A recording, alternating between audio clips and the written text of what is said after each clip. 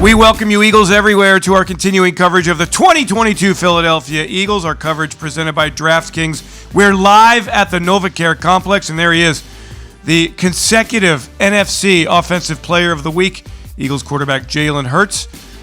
The first time an Eagle has won it back-to-back since 2010. Michael Vick doing it. Good afternoon, everyone. I'm Eagles insider Dave Spadaro, along with Fran Duffy on this overcast Thursday, a wintry kind of feeling as the Eagles get ready for the New York Giants on Sunday.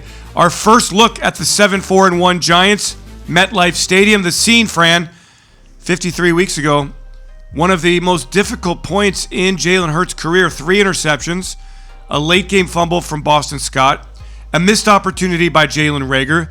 The Eagles lose 13-7, and lo and behold, since then, the Eagles 15-2 in the regular season. So you might say that game represented quite a bit of a turnaround for Hurts and this Eagles team. Yeah, and when you say 53 weeks ago, I thought to myself, man, that seems like a long time ago. And then when you say, oh yeah, well the Eagles since that point, 15-2 in the regular season, that's like, yeah, that was a long time ago. This team has improved leaps and bounds in a lot of different ways. Certainly being able to throw the football effectively, so many different ways that this offense can beat you, and then that run game continues to be one of the best in the NFL. And we saw it the last 2 weeks, of course, the Eagles doing it on the ground, then in the air. And we take a look at Brandon Graham getting his stretch on.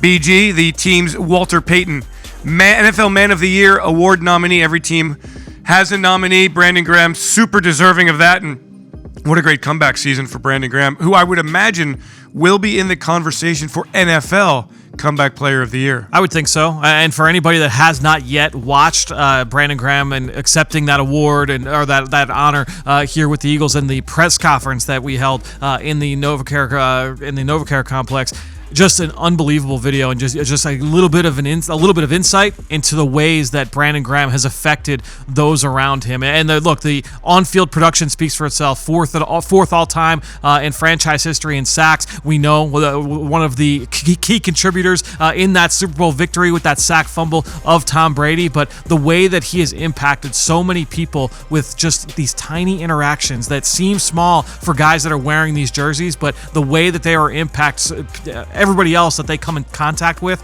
Brandon Graham, just one of the most genuine, authentic people you can come across in professional sports. Always with a smile, always with a positive attitude.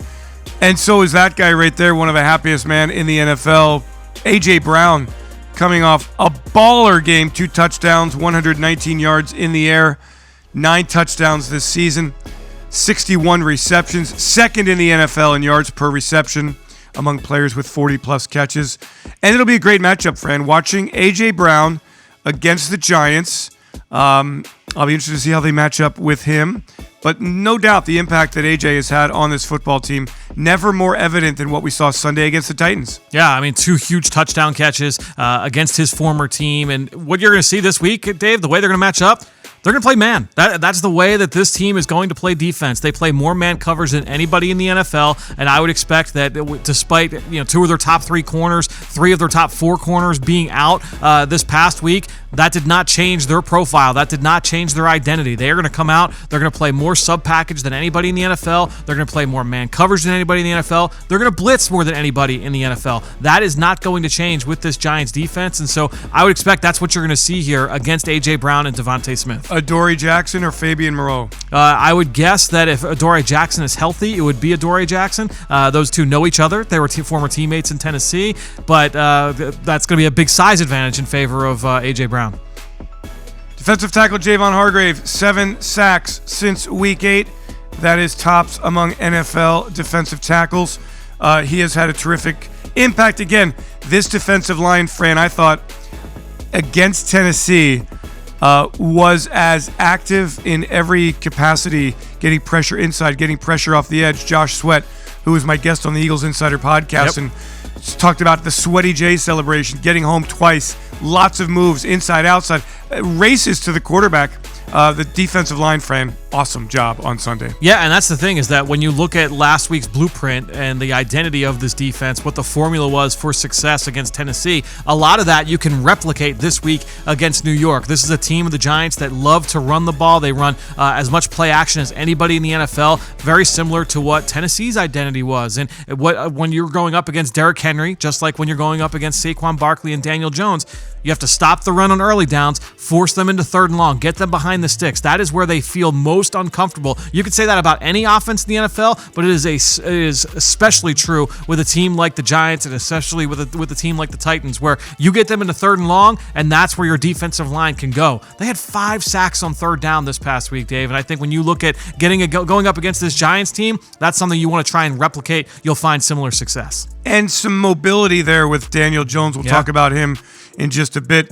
How about James Bradberry going up against a team that released him due to salary cap reasons? Eagles astutely swooping in and signing him, and he has made such a huge difference in this Eagles secondary. Now, the Giants have a pretty good receiving core, at least Darius Slayton, 60-plus yards in 5 straight games. I don't think Bradberry feels the emotion. He said yesterday that he didn't.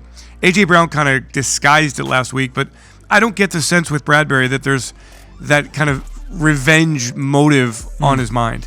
Yeah, I mean, at the end of the day, it's a business deal that took a long time to kind of come to fruition last summer and last spring. And I think when you look at James Bradberry, the outstanding addition for this Eagles secondary, he and Darius Slay, who you see here on our screen, I think that those two guys have really formulated the best starting cornerback duo in football this year with the way that they are playing both off coverage, press coverage, man, zone, doesn't matter. These two guys have been as good as it gets in the NFL here this fall. Fran, I tell you, with Bradberry, I just don't understand. Yeah, okay, up against the cap. Yep. You find a way to keep a good cornerbacks. No question. That's what's so weird. Like, did they feel like his game was slipping? I mean, I know that there was a. They must have. That must be how they felt. I will say that based on when I went back and watched him, I didn't necessarily feel that strongly that his game had fallen off, and the way that he's playing this year, I would think he would be proving them wrong in that idea. One of the leaders of the Eagles defense, we saw him. There he is, number 57. When you peek inside that group of defenders, there he is. TJ Edwards having a fantastic season, one of 5 players in the NFL with more than 100 total tackles and multiple sacks. We really talk about TJ a lot, Fran, against the physical nature of Derrick Henry last week. No problem. The Eagles defensive line, great penetration.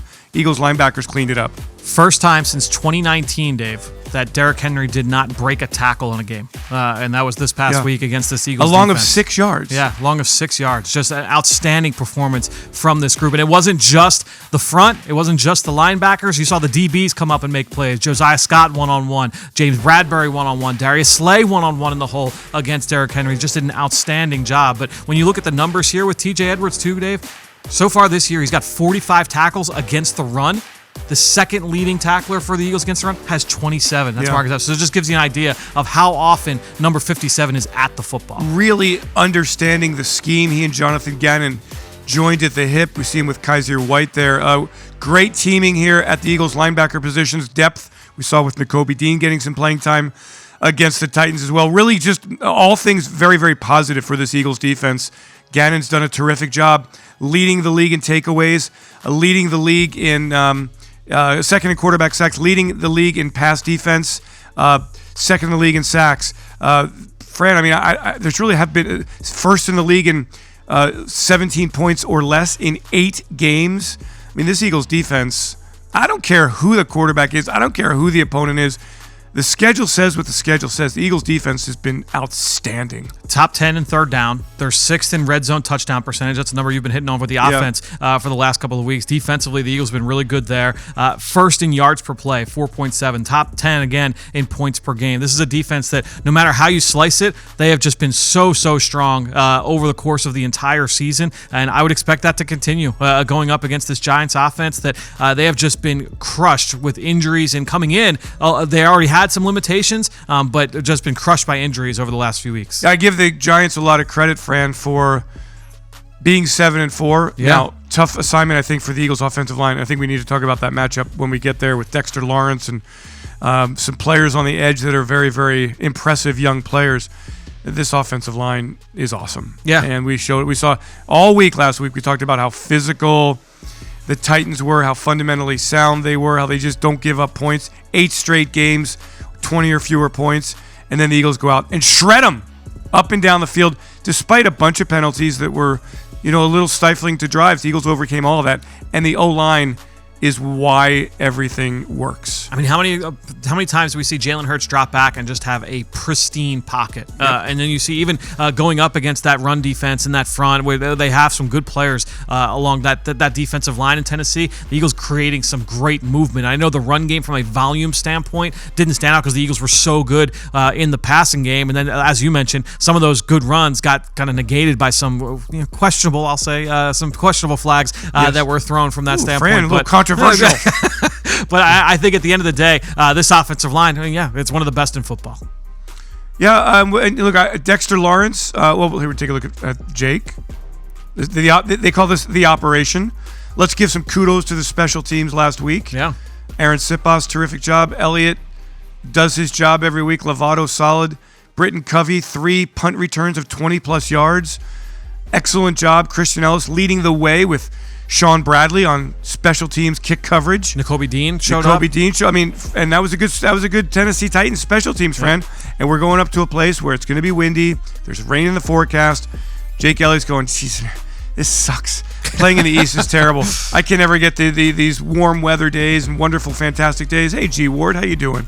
But yeah, the Eagles special teams will be tested for sure on Sunday against the Giants. Aaron Moorhead, look what he's doing. So there's going to be rain. All right, go Zach Pascal, go Billy White Shoes Johnson action there before your time, Fran.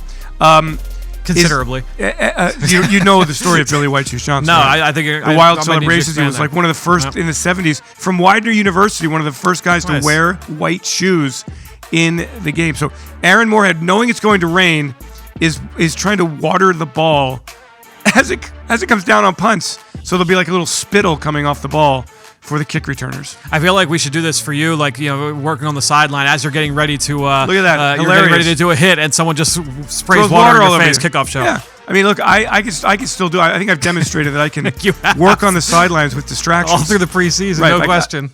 Let's see what he does to Britton Covey here. Come on, give us a kick here. Come on, spray that. Whoa, it worked. There we go. Oh, Britton, you got to be better than that, pal. Good, get another one. Well, there you go. That's why they do it. So if you're going to make a mistake, you make it in practice. When it comes to game time, you make sure that you are ready to go. And again, this group, they're going through several different special teams periods here, and a number of these guys really, really stood out going back and rewatching. Grant Calcaterra, we see him here in the screen. I thought he had a number of really impressive looks on special teams, working with the punt return unit. Christian Ellis, as you mentioned, Nakobe Dean, all of those guys really, really stood out on Sunday against the Tennessee Titans. And I think a lot of people were wondering, Fran, will there be a lot of personnel changes? That wasn't the case. Better scheme, better play, just better play. Yeah, sometimes it comes down to players. Exactly. Yeah. At the end of the day, it's pushing the right buttons, understanding when is the right time to put the pedal to the metal as a coaching staff versus hey, we just need to continue to try and get these guys to bring great energy, and that was what those guys talked about, right? I know listening to the Eagles Insider podcast on Sunday night, Dave. I'm trying to remember which player it was that brought it up, but said that it was at the end of the day, energy and passion. That's what we wanted to bring throughout the course of this week, and that carried through to game day. It could have been Hassan Reddick, because everybody was talking about. I think players were actually slighted last week, hearing how much more physical the Titans were. I mean, some were. Fletcher said he didn't hear it. I'm not sure I believe that, Fletch, but a lot. I think a lot of guys are very aware of what's being said about them during the course of the week. And last week, the dialogue was how the Titans were more physical and how they were just a team that's going to play an ugly game, and the Eagles wouldn't let them at all. Eagles dictated from the jump to the Tennessee Titans. We see 2 really outstanding wide receivers here. Now, what DeVonta Smith has done, I feel like under the radar, like 61 catches, 719 yards, 4 touchdowns. He and AJ have combined for 1,661 yards, 122 receptions, 13 touchdowns. I think Quez is fitting into his role really well here, Fran. Know your role and be a star in your role, and Quez Watkins is doing that. came within a hair of a huge reception that might have gone for a touchdown over the middle of the field. It was a concept the Eagles had run a bunch of times. They actually scored on that same play to Quez a couple of weeks ago. I believe it was against the Colts. Just with a very, very close to hitting that for a touchdown, but they mixed in a bunch of the jet sweeps, the speed sweeps for Quez Watkins in this game. Jalen Hurts hit him on a third down conversion, a little crosser over the middle. So Quez Watkins continuing to be a big part of this offense. I know coming into the game against Tennessee, it was 3 straight games where he had a 40-plus yard play. So continuing to show up here for this Eagles pass game. Eagles fans, we welcome you from wherever you are. We look in the back right there. There is a very smiling and bouncing, and we hope on his way back to the lineup very soon, cornerback Avante Maddox, who's missed the last 4 weeks with a hamstring injury. We are giving you continuing coverage of the 2022 Eagles season presented by Draftkings. I'm Eagles insider Dave Spadaro here at the NovaCare Complex, along with Fran Duffy as the Eagles get ready for the New York Giants on Sunday. A win or a tie, and the Eagles are in the postseason. Of course, we are aware that the goals are much, much higher than that. Really, there's only one regular season goal here. Get that number 1 seed in the NFC playoffs and make the postseason come through Lakewood Financial Field, where there is a decided home field advantage. And we hope to get Avante Maddox back. He would be a big boost to the secondary. No question. He's such an important part of the defense because of the way that he's able to interact with the linebackers, the safeties, the corners. He's a part of the run defense, the pass coverage, the blitz game, everything that the Eagles are trying to do defensively under Jonathan Gannon. Avante Maddox, number 29, a huge, huge part of that. Fran, we also take a look here at AJ. Let's talk a little bit about what the Giants do from a scheme standpoint defensively and what they might want to do against AJ Brown. The short passing game, he's so strong down the field. What do you see them trying to do here? As you got the dog towel there. Yes. D-A-W-G. Dog, as in dog mentality, as in that is what Nick Sirianni is preaching every single day in this building. Chris Barletto with a smile, the cameraman who gets no rep, who needs some recognition. He's great at what he does. Tell me about A.J. Brown. Barletto, the person who put together that Brandon Graham, Walter Payton Man of the Year piece. So shout out to him.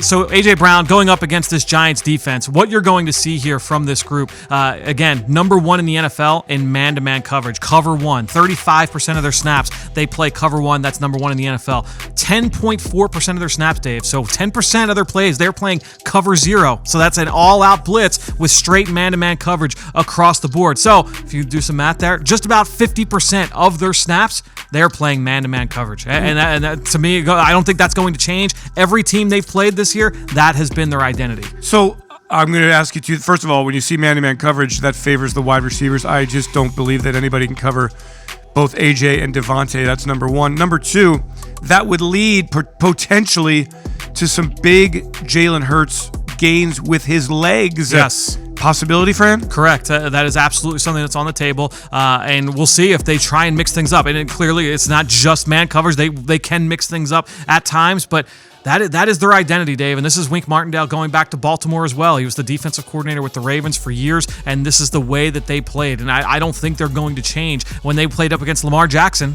his former team earlier this year, it's a mobile quarterback. Is Lamar going to beat it? No, that is the way that they played Lamar Jackson. So I would expect that that's how they're going to play against Jalen Hurts on Sunday. Now, what we've seen from teams over the course of this season is teams have not been afraid to blitz Jalen Hurts. They have blitzed at a pretty high rate. I think the Eagles are number 4 right now in how often they are being blitzed. But what we've seen lately is that the Eagles have created a lot of explosive plays, more big plays in the pass game than any team in the NFL since they have returned from their bye. And a big part of that is that if you're going to blitz, if you're going to play man-to-man coverage and send extra defenders after Jalen Hurts, you better be able to cover A.J. Brown. You better be able to cover DeVonta Smith, because if they are left one-on-one, Jalen Hurts has the green light to go over the top, and that's come back to hurt teams time and time again. The Eagles defense on Sunday will see Daniel Jones last week against Washington. 12 carries, 71 yards.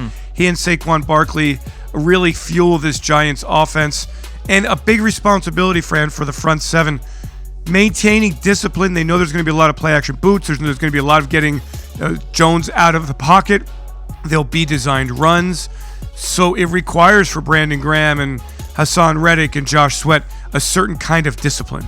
Yes, you have to be able to contain Daniel Jones in the pocket because a lot of what you'll see, yes, they're just like, honestly, what the Eagles do with Jalen Hurts, there's going to be a lot of designed runs. There's going to be a lot of zone read and read option type of plays where he's reading one of the defenders and trying to make them wrong. And then also when Daniel Jones drops back to pass, he always has the green light where if he sees a crease, they coach it. They say, you know what, you are allowed to go. And so the Eagles, it's going to be a contained game. They love to move the pocket, the Giants, where there's going to be play action and Daniel Jones booting to his right or rolling to his left. So the trying to contain him and keep him confined to the pocket, I think that will be a point of emphasis here for this defense. Ball security drills here on the Zoysia grass at the NovaCare complex. The grass is in great shape, people. Just Zoysia loses its green color here in the Northeast. But I wonder, as somebody's stick goes, I think that might be Jason Michael's stick gets tossed. Maybe he just did that on purpose.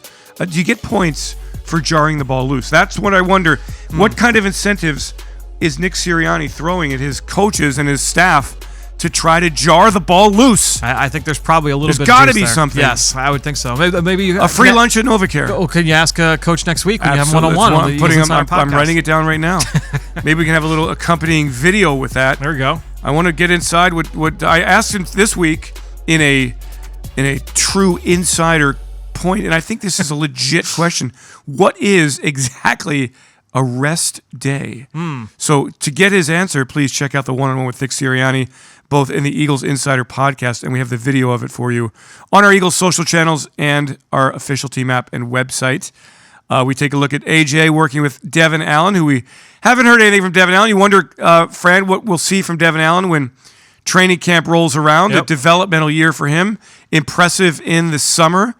And it's the remaking of a football player. And I think that when developmental period, something I wrote about earlier this week, so important for players because you have to get better, and these guys aren't getting a lot of reps. Now, tight ends, Fran. Stoll on the left, Calcaterra in the middle, Tyree Jackson on the right.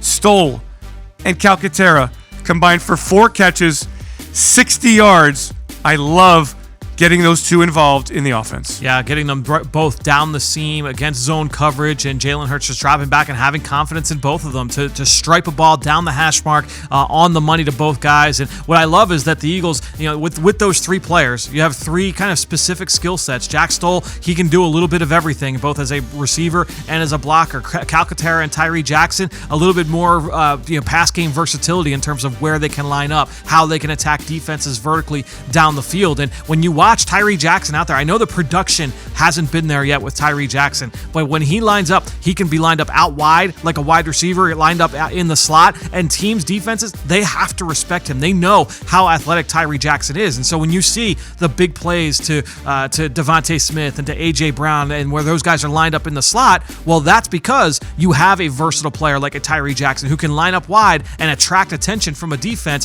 to help keep those guys open. So even though the numbers haven't been there for Tyree yet, I think time will come there for Tyree. There are the hungry dogs. The Eagles' defensive line ranks number 2 in the league in quarterback sacks. Frank, going up against a Giants offensive line that I think is improved from years past. I really believe the Giants feel like they've got their Pro Bowl caliber left tackle of the future and the present, Andrew Thomas. What are you seeing from the Giants up front? Yeah, they've had a bunch of injuries, and that's been the thing that has really hampered them over the last month or so. Now, this past week, they did get a couple of guys back, and that will help them certainly. But Andrew Thomas at left tackle, he's been a mainstay, and he's turned into a really nice player. He was the number 4 pick out of Georgia in 2020. John Feliciano, he just returned to the lineup, so he's back in at center. Mark Lewinsky, he has been a mainstay at right guard here this season. And Evan Neal, who was a top 10 pick out of Alabama this past spring, he was injured for the last month. He returned to the lineup this past week against Washington. And Evan Neal's been a little bit up and down, you would expect from a rookie. But those 2 bookends, I think those are the 2 guys they're really kind of leaning on moving forward. Andrew Thomas at left tackle, Evan Neal at right tackle. Neal, again, has been a little bit up and down, but the talent's certainly there.